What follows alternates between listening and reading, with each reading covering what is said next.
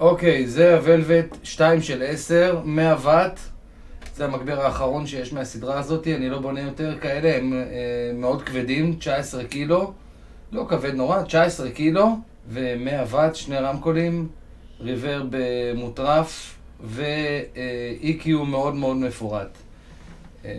בכל ווליום הוא מצלצל נפלא בגלל שהוא סוליד סטייט ולא מנורות, אז לא צריך לדחוף גיין רציני בשביל שהוא יגיע לסאונד הסוויט ספוט שלו, אבל זה הסאונד שלו, קצת ווליום קצת פחות בגיטרה, לא פול.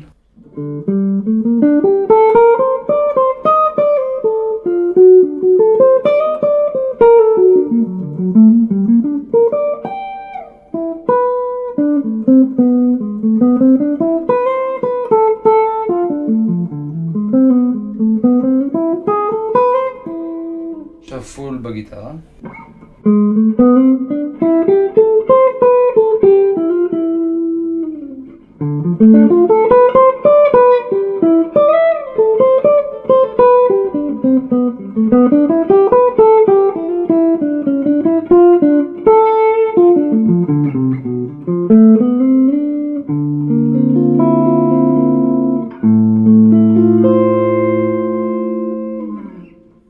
הריברב של המגבר כמובן, קצת אצבעות.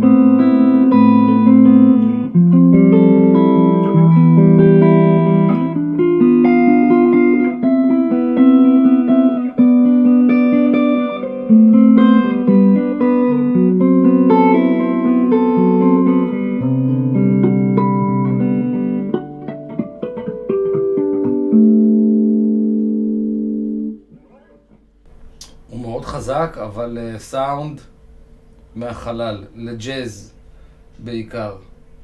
2,500 שקלים, האחרון שנשאר.